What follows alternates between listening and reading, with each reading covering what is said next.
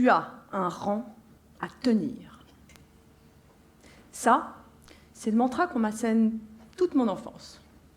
Au début, je ne comprends rien. Rang à tenir. Mais ça veut dire quoi? Vous pensez peut-être avoir devant vous Céline de Lamberterie. Non. En réalité, vous avez devant vous Céline de Lamberterie de la Chapelle Montmoreau. Ouais, ça dépasse. Ça rentre pas dans les cases. Et puis c'est plein de traditions. Tiens, une tradition, par exemple, chez les rededeux, enfin les aristos, quoi, c'est d'être militaire, avocat ou prêtre. Et donc, normal, hein, mon père m'imagine en... Bon, pas bonne sœur quand même, faut pas exagérer, mais... ministre. Mais moi, je rêve de scène. Moi, je veux jouer, chanter, déclamer, rassembler. Mais j'ai un rang à tenir. Alors, bye bye les planches. Bonjour le parquet. Le droit, quoi. Magistère de juriste d'affaires européen, MBA international, premier job dans une boîte cotée au CAC 40 à La Défense. Je vérifie la validité de contrat de vente de turbo-alternateur. Sauf que, un matin, je m'effondre. Par terre. Je suis peut-être un peu fatiguée. Non. En fait, c'est bien plus grave que ça. C'est mon corps qui me lâche et qui me hurle. « Oh, mais c'est pas bientôt fini, cette comédie ?» Tenir son rang, subir, c'est dur. Hein. Nous allons donc voir ce soir pourquoi c'est important d'en sortir. Et concrètement, comment on fait pour reprendre sa vie en main.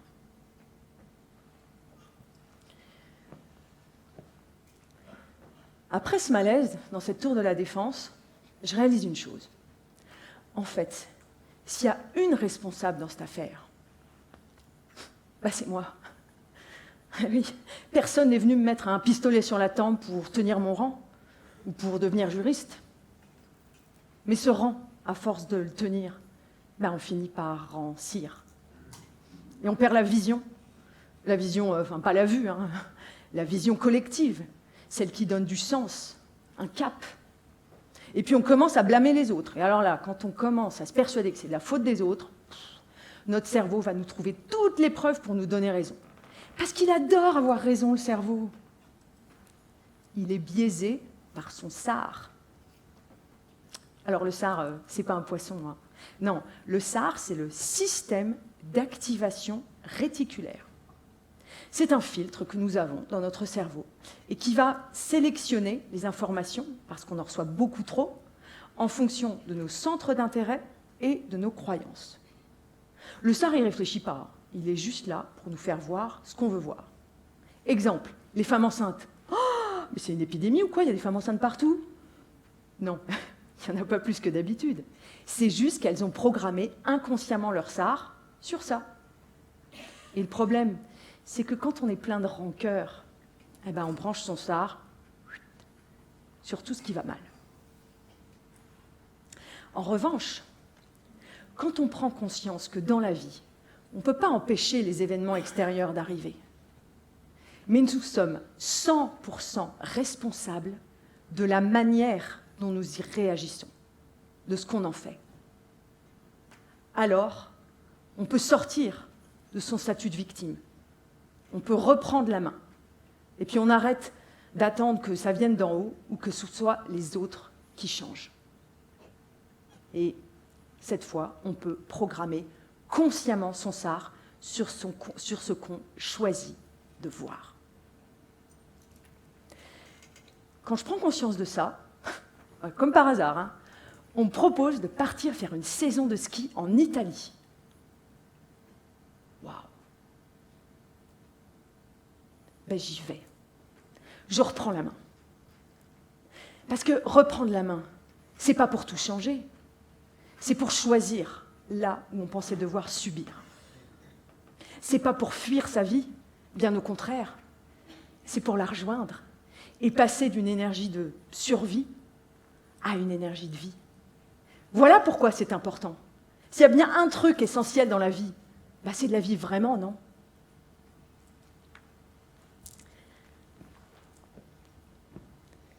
Maintenant, voyons ce que c'est concrètement de reprendre sa vie en main. Reprendre sa vie en main, c'est reprendre le pouvoir. Et il y a deux types de pouvoir. Il y a le pouvoir vertical sur quelqu'un, sur quelque chose. Il contraint, il contrôle, il contraint à rester dans le rang aussi.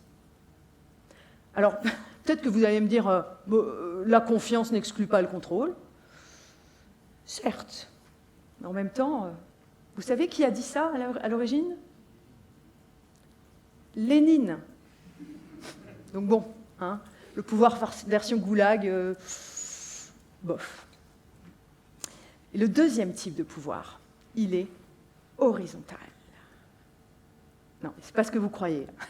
Celui-là, il se co-construit. Il est collectif, collaboratif. Exemple, les Beatles. En pleine tournée, Ringo Starr chope une amygdalite. Oui, les rockstars aussi, ça a ses petits soucis ORL. Bon, il est remplacé par un batteur qui est top moumoute, mais c'est pas pareil. Il manque un truc. Et quand Ringo revient, magie retrouvée. Les Beatles redeviennent les Beatles. Et ça montre deux choses. D'abord, le pouvoir, comme le succès, il est collectif. C'est une alchimie, une vibration unique. Et cette alchimie, elle n'est pas que cérébrale. Parce que le batteur, il était nickel. Et puis les Beatles, ils n'auraient jamais embauché un manche pour faire de la batterie. Mais il n'avait pas la vibe. Et ça, c'est là. Le vrai pouvoir vient du cœur. Le vrai pouvoir vient du cœur. Et là, vous vous dites peut-être, oula, elle va parler spiritualité, trucs bizarres. Pas du tout. Vous saviez que le cœur, c'était bien plus qu'un muscle, qu'une pompe? Est-ce que vous saviez que le cœur contient des neurones? 40 000 neurones, comme dans le cerveau. Et puis le cœur, il émet un champ électromagnétique qui rayonne plusieurs mètres autour de nous. Et il est 5000 fois plus fort que celui du cerveau. 5000 fois. Vous vous rendez compte, le ratio? C'est une toute petite fourmi de rien du tout versus un énorme hippopotame. Donc, dans un collectif, ce champ invisible qui rayonne à partir de notre cœur, ça crée des liens. Et ces liens, ça peut être soit des mains tendues vers l'autre, ou alors des véritables bourre-pifs, des coups de poing pour les plus jeunes. Pourtant, aujourd'hui, en entreprise, on recrute encore les meilleurs cerveaux. Il n'y a pas un truc qui vous choque? Le cœur, on le met quand dans l'équation?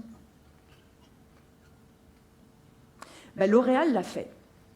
Ils ont intégré des critères d'intelligence émotionnelle au recrutement de leurs commerciaux. Résultat, 91 370 $ de plus par commercial et par an de chiffre d'affaires. Et un turnover divisé par 3. Donc, reprendre la main, reprendre le pouvoir, c'est pas pour faire briller son ego, pour contrôler ou pour être parfait, pas du tout. C'est là. Et c'est un choix qui se décide seul et qui s'accomplit ensemble avec le collectif. Et puis accessoirement, ça peut aussi faire monter le chiffre d'affaires. Je dis ça. Maintenant, concrètement, comment on reprend sa vie en main?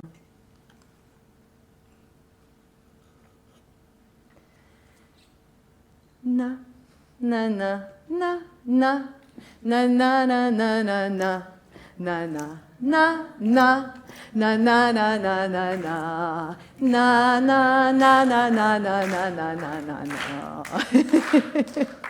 Bah oui, vous avez reconnu, hein, la France championne du monde de football.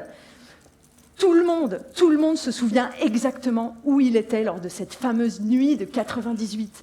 Et même ceux qui n'étaient pas nés, ils croient s'en souvenir, tellement cet événement, il était mythique. Pourquoi ? Parce que les Bleus, ils n'ont pas juste engagé leurs jambes, ils ont engagé leur cœur et même leur cerveau. Oui. Alors bon, c'est vrai que football, cerveau, normalement, ça ne va pas trop ensemble. Il n'y a pas de footeux dans la salle, ça ne réagit pas. Bon, tout va bien.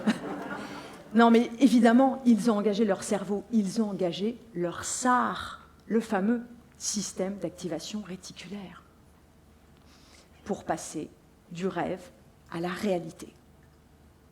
Alors chiche, on fait comme eux, on rêve. Voilà la solution. Dans le rêve, il y a d'abord le résultat. Définissons précisément le résultat que nous voulons obtenir. Les Bleus, c'était champions du monde. Point. Ensuite, dans le rêve, il y a l'énergie. Les Bleus, ils ne sont pas contentés de balancer leur demande à l'univers, là-haut, et puis attendre dans le canapé, la main dans le paquet de chips. Ils sont entraînés comme des fous malades. Alors nous faisons pareil, toute notre énergie. Ensuite, dans le rêve, il y a la visualisation. C'est pas du tout un truc de perché, hein. D'après les neurosciences, le cerveau ne fait pas la différence entre ce qui est réellement vécu et ce qui est fortement imaginé. Donc, si je visualise quelque chose très précisément, eh bien en fait, j'active les mêmes zones et je déclenche les mêmes réactions que si c'était vrai. Alors, vous pourriez dire, bah, il est un peu con le cerveau. Bah, pas vraiment, non. Parce que justement, comme pour lui, c'est déjà là, c'est vrai, eh ben, il y va. Et donc, il programme son SAR, le fameux, qui adore avoir raison, et qui va scanner toutes les informations qui vont nous emmener vers le résultat. Donc, pas si con le cerveau, non. Il est même vachement puissant. Et ça, les Bleus, ils le savaient. Ils se sont vus à l'avance en train de brandir la Coupe du Monde tous ensemble, à bout de bras. En fait, ce moment, ils l'avaient déjà vécu des dizaines de fois, peut-être même des centaines de fois. Ici, là, dans leur cerveau, ils étaient déjà champions. Alors faisons comme eux.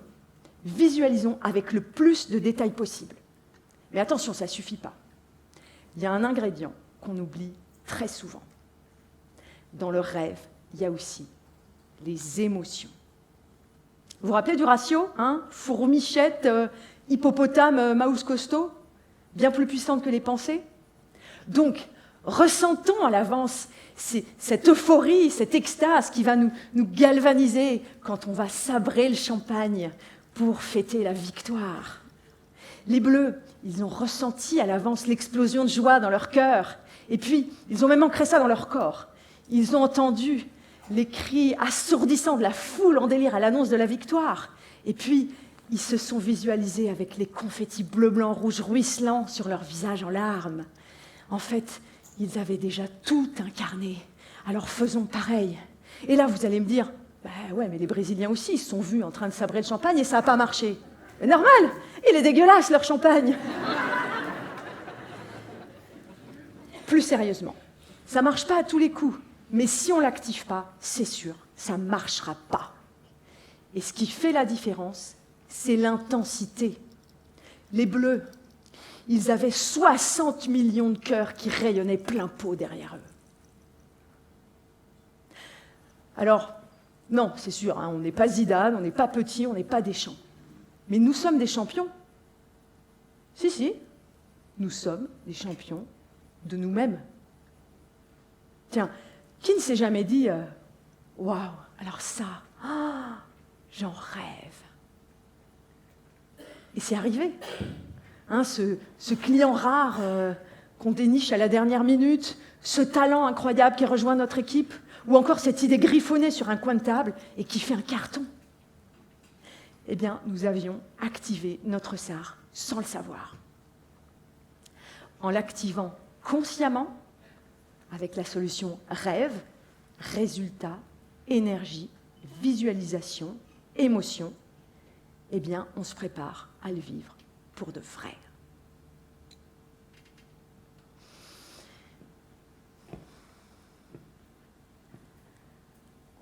Quand vous quitterez cette salle, vous oublierez certainement mon nom à rallonge, et je ne vous en veux pas, j'ai l'habitude. Mais s'il vous plaît, rappelez-vous d'une chose. Nous avons un pouvoir et une responsabilité immense. Et ça ne tient pas dans un rang, dans un costume ou dans le regard des autres. C'est là. Nous pouvons tous choisir de faire ce pas de côté et de sortir du rang pour rentrer dans la vie. Et ce qu'il y a d'encore plus beau, c'est qu'en reprenant la main, nous tendons la main aux autres et nous les invitons à faire de même. Alors, ensemble, choisissons d'assumer nos responsabilités, de partager notre vision et de rayonner dans la même direction. Et ainsi, nous bâtirons un futur souhaitable, celui que nous voulons transmettre.